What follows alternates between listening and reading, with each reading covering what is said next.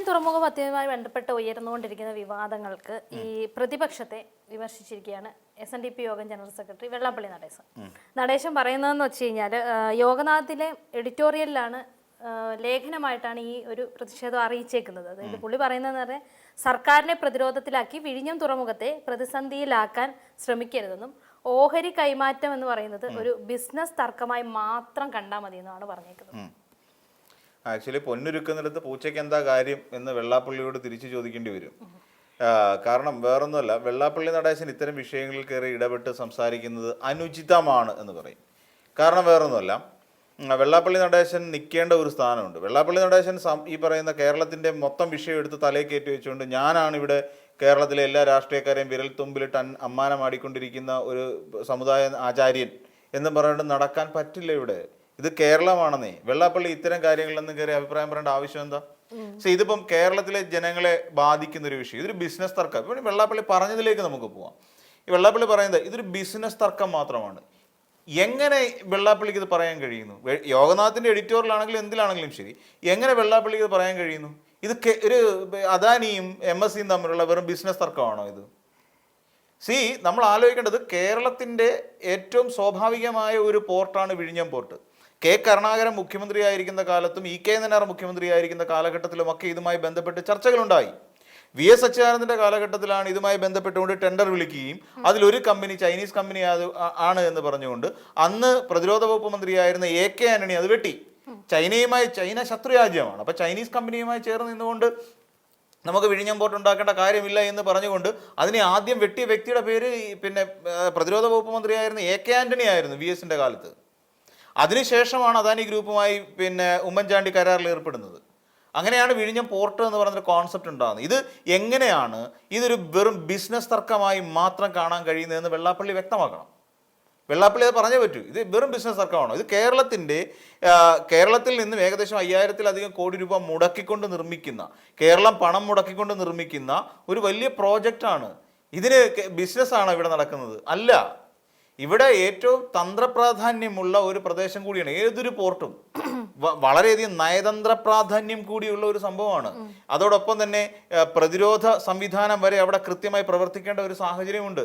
കടൽ വഴിയുള്ള അക്രമങ്ങൾ അവിടെ ഉണ്ടാവാനുള്ള സാധ്യതയുണ്ട്. അപ്പം വളരെ പ്രാധാന്യത്തോടു കൂടി കാണേണ്ട, പ്രതിരോധ മന്ത്രാലയം പോലും കൃത്യമായി അതിൻ്റെ സുരക്ഷ ഉറപ്പാക്കേണ്ട ഏറ്റവും പ്രധാനപ്പെട്ട ഒരു ഏരിയ കൂടിയാണ് പോർട്ടുകൾ എന്ന് പറഞ്ഞാൽ, അല്ലെങ്കിൽ നമ്മൾ പറയുന്ന തുറമുഖങ്ങൾ എന്ന് പറഞ്ഞാൽ.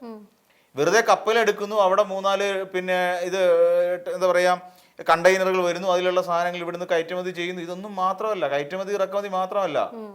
നമ്മുടെ കേരളത്തിലേക്ക് ആദ്യമായിട്ട് ഇവിടത്തേക്ക് വിദേശികൾ വന്നത് എങ്ങനെയാ? ഫ്ലൈറ്റ് പിടിച്ചിട്ടല്ല. നമ്മുടെ കടൽ എന്താ പറയാ തുറമുഖങ്ങൾ വഴിയാണ്. നമ്മൾ കേട്ടിട്ടുണ്ടല്ലോ, വാസ്കോഡ ഗാമ 1848 നമ്മുടെ ഇവിടെ ഇന്ത്യ ചരിത്രത്തിനകത്ത് പറയുന്നത് നമ്മുടെ കേരളത്തില് കോഴിക്കോട് കാപ്പാട് കടപ്പുറത്ത് ഇറങ്ങിയതാണ്. അപ്പൊ കടപ്പുറങ്ങളായിരുന്നു തുടക്കത്തിൽ ഇന്ത്യയിലേക്ക് കടന്നെത്താനുള്ള എല്ലാവരുടെയും വഴികൾ. അപ്പം നമ്മൾ നോക്കുകയാണെങ്കിൽ രാജ്യ സുരക്ഷയെ ബാധിക്കുന്ന ഒരു വലിയ വിഷയമാണിത്. രാജ്യത്തിൻ്റെ മൊത്തത്തിലുള്ള ഒരു കച്ചവട വ്യാവസായിക രീതിയെ ബാധിക്കുന്ന ഒന്നാണ്. നമ്മുടെ നാടിൻ്റെ സാമ്പത്തികമായ വികസന പദ്ധതികളെ ബാധിക്കുന്ന ഒരു കാര്യമാണ് ഒരു തുറമുഖം എന്ന് പറയുമ്പോൾ. ഒരു നാടിൻ്റെ തന്നെ വികസനം ഉണ്ടാകുന്ന ഒരു വലിയ കോൺസെപ്റ്റ് തന്നെയാണ്. അപ്പോൾ ഇതിനെ എങ്ങനെയാണ് കച്ചവടവൽക്കരിക്കുക എന്ന് പറയുന്ന, അല്ലെങ്കിൽ കച്ചവടമാണ് എന്ന് പറഞ്ഞുകൊണ്ട് ഇതിനെ നിസ്സാരവൽക്കരിച്ച് തള്ളിക്കളയാൻ കഴിയുക? അദാനി ഇടപെട്ടുകൊണ്ടാണോ? അല്ല. അദാനി ഇടപെട്ട് ഇവിടെ ഇപ്പം വെള്ളാപ്പള്ളി സ്വീകരിക്കുന്ന ഒരു സമീപനമുണ്ട്. വെള്ളാപ്പള്ളി എന്ന് പറയുന്ന ഒരാളെ നമുക്ക് വിശ്വസിക്കാൻ കൊള്ളില്ല. വെള്ളാപ്പള്ളി നമ്മളിപ്പോൾ എപ്പോഴും ഒരുക്കുന്ന ഒരു ചെറിയ സ്ട്രാറ്റജി ഉണ്ടല്ലോ. നമ്മൾ ഒരു വിഷയത്തിൽ ചിലപ്പോൾ ഒരു പക്ഷം പിടിച്ച് പോകുന്ന നമ്മൾ പെട്ടെന്ന് മറുപക്ഷത്തേക്ക് പോകുന്നതിന് പകരം നമ്മൾ ന്യൂട്രൽ പിടിക്കുക എന്ന് പറയും. നമ്മളിപ്പോൾ ഗിയർ തന്നെ, നമ്മൾ വാഹനത്തിൻ്റെ ഗിയർ ഉണ്ടല്ലോ, ഈ ഗിയർ സിസ്റ്റം ഉള്ള ഇതിന് സെൻട്രൽ ഒന്നിൽ നിന്നും നമ്മൾ 2ലേക്ക് ഗിയർ ഷിഫ്റ്റ് ചെയ്യുന്ന സമയത്ത് അതിൻ്റെ നടുക്കൊരു ന്യൂട്രൽ എന്ന് പറയുന്ന സാധനമുണ്ട്. ഈ ന്യൂട്രലിലേക്ക് വരും. ന്യൂട്രലിലേക്ക് വന്നിട്ടാണ് നമ്മൾ ഈ സെക്കൻഡ് എന്ന് പറയുന്ന ഗിയറിലേക്ക് നമ്മൾ വാഹനം ഷിഫ്റ്റ് ചെയ്യുന്നത്. ഇദ്ദേഹം ഇപ്പോൾ ചെയ്യുന്നത് എന്താ? ഇതുവരെ ഫസ്റ്റ് ലെഫ്റ്റ് എന്ന് പറയുന്ന ഒരു ഇടതുപക്ഷത്തിനെ പ്രകീർത്തിച്ചുകൊണ്ട് നടന്ന ഒരാളാണ് വെള്ളാപ്പള്ളി നടേശൻ. ഇനി കാര്യം ഇടതുപക്ഷത്തിന്റെ കയ്യിൽ നിന്ന് ഭരണം അല്ലെങ്കിൽ ഇടതുപക്ഷത്തിന് 3-ാം തവണയും ഭരണം ഉറപ്പാണ് എന്നുള്ള നിലയിൽ നിൽക്കുന്ന സാഹചര്യത്തിലാണ് വെള്ളാപ്പള്ളി നടേശൻ പിണറായി വിജയനൊപ്പം കൂടിയത്. ഇതൊരു തരം മാൻഡ്രേക്ക് പോലെയാണ്. വെള്ളാപ്പള്ളി. അപ്പോൾ അവിടെ നിൽക്കുന്നു. അവിടെ നിന്നിട്ട് കാര്യം എന്താ, വേറൊരു പ്രശ്നം കിടപ്പുണ്ട്. എന്തിനാ ഈ ഭരണപക്ഷത്തെ ചാരി നിൽക്കുന്നത്?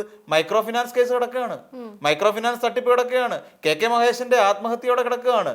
ഇനി അങ്ങനെ എണ്ണം പറയാൻ കഴിയുന്ന തരത്തിലുള്ള പിന്നെ നീചപ്രവർത്തികൾ അടപടലം തലയിൽ ചുമന്നുകൊണ്ട് നടക്കുന്ന ഒരാളാണ് വെള്ളാപ്പള്ളി നടേശൻ. ഈ പറയുന്ന ശങ്കേഴ്സ് ഹോസ്പിറ്റലുമായി ബന്ധപ്പെട്ടുകൊണ്ട് ലീസ് അതവിടെ കിടക്കുകയാണ്.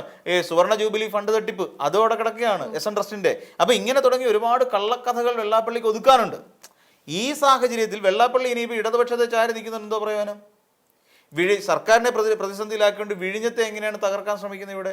ഇവിടെ ഇടതുപക്ഷമാണെങ്കിൽ പോലും അല്ലെങ്കിൽ പ്രതിപക്ഷം എന്താണ് ചോദിച്ചുകൊണ്ടിരുന്നത്?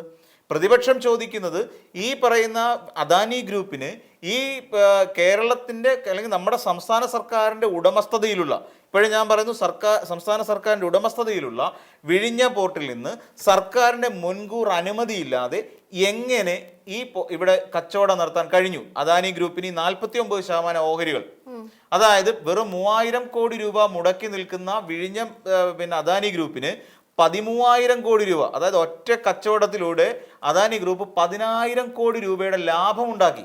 ഇതിനുള്ള വഴിമരുന്ന് വെച്ചു കൊടുത്തത് എന്തിന്? ഇതാണ് ചോദ്യം. ഈ ചോദ്യത്തിനുള്ള ഉത്തരമാണ് സർക്കാർ നമ്മളോട് പറയേണ്ടത്, പൊതുജനത്തോട് പറയണം. അതാണ് പ്രതിപക്ഷം ഉയർത്തുന്നത്. അല്ലാതെ അവിടെ MSC പോലെയുള്ള ഒരു കമ്പനി അവിടെ വരുന്നതിലല്ല പ്രശ്നം. MSC എന്ന് പറയുന്ന കമ്പനിക്ക് വേറെ ചില പ്രശ്നങ്ങളുണ്ട്.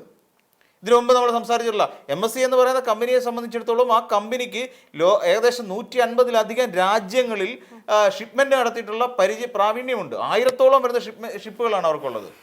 ഇതിൽ കൂടുതലും 2016 മുതൽ ഏകദേശം 26 വരെ എത്തിക്കുന്ന കാലഘട്ടത്തിനിടയിൽ പലപ്പോഴും ഈ പറയുന്ന MSC എന്ന് പറയുന്ന ഷിപ്പിംഗ് കമ്പനിയുടെ കണ്ടെയ്നറുകളിൽ നിന്നും വ്യാപകമായി മയക്കുമരുന്നുകൾ പിടിച്ചിട്ടുണ്ട്. ചെറുതൊന്നുമില്ല, ടൺ കണക്കിന് കോടിക്കണക്കിന് രൂപയുടെ മയക്കുമരുന്ന് പിടിച്ചിട്ടുണ്ട്. അപ്പം നമ്മുടെ കേരളത്തിലേക്ക് MSC പോലെയുള്ള ഒരു ഷിപ്പിംഗ് കമ്പനി അവരുടെ ഉടമസ്ഥാവകാശത്തോടു കൂടി അവരുടെ കപ്പലുകൾ നമ്മുടെ തീരത്തേക്ക് അടുക്കുമ്പോൾ അതിൽ എന്തൊക്കെ ആയിരിക്കും എന്നൊക്കെ പറയാൻ പറ്റുമോ? നമുക്ക് അതിൽ ഉറപ്പ് പറയാൻ പറ്റുമോ? അപ്പൊ ഇതെങ്ങനെയാ വെറും കച്ചവടമായി മാറുന്നത്? പേടിക്കേണ്ടതിനെ പേടിക്കണം. അപ്പൊ ഇത് കച്ചവട തർക്കമല്ല.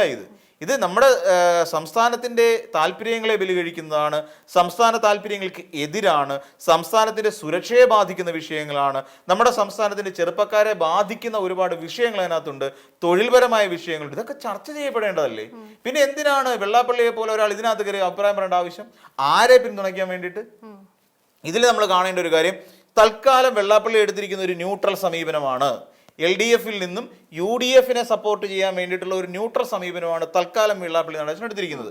എന്തുകൊണ്ടാണെന്ന് ചോദിച്ചാൽ വെള്ളാപ്പള്ളിയുടെ തലയിൽ ചുമത്തപ്പെട്ട് കഴിഞ്ഞ നിരവധിയായ കേസുകൾ, ഞാൻ നേരത്തെ സൂചിപ്പിച്ചിട്ടുള്ള കുറേ അധികം കേസുകൾ, ഫണ്ട് തട്ടിപ്പടക്കമുള്ള, കൊലപാതക, ആത്മഹത്യാ പ്രേരണ കേസടക്കമുള്ള, മൈക്രോ ഫിനാൻസ് കേസടക്കമുള്ള അത്തരം കേസുകളെ തടഞ്ഞു വെക്കുന്നതിനും ആ കേസുകളുമായി സർക്കാർ മുന്നോട്ട്, ഇപ്പൊ കെ മഹേഷിന്റെ ആത്മഹത്യയുമായി ബന്ധപ്പെട്ടുകൊണ്ട് കേസെടുത്തിട്ടുണ്ട്, പ്രതി ചേർക്കപ്പെട്ടിട്ടുണ്ട്.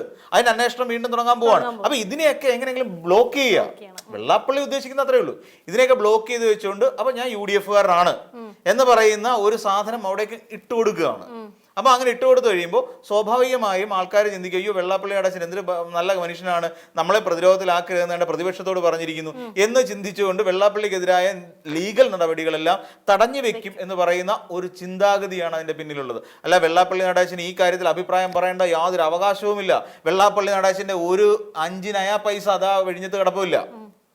ഈ പറയുന്ന വെള്ളാപ്പള്ളി നടേശൻ ഉണ്ടാക്കിയതും പിടിച്ചു പറിച്ചതും എല്ലാം വെള്ളാപ്പള്ളി നടേശന്റെ കണിച്ചുകുളങ്ങര വീട്ടിലിരിപ്പുണ്ട്. അതായത് SNDP യോഗത്തിന്റെ തലപ്പത്തിരുന്നുകൊണ്ട് അതിന്റെ സമ്പത്ത് വരെ ശ്രീനാരായണീയർ എന്ന് വിളിക്കുന്ന ഒരു വലിയ വിഭാഗം ജനങ്ങളെ കൊള്ളയടിച്ചതിന്റെ പങ്കെല്ലാം കണിച്ചുകുളങ്ങരയിൽ ഇരിപ്പുണ്ട്. പിന്നെ അങ്ങനെ നടക്കുന്ന കണിച്ചുകുളങ്ങര തമ്പുരാന് ഈ വിഴിഞ്ഞത്തെ കുറിച്ച് പറയേണ്ട ആവശ്യം എന്താണ് എന്നുള്ളത് മാത്രമേ നമുക്ക് ഉയർത്തേണ്ട ചോദ്യമുള്ളൂ.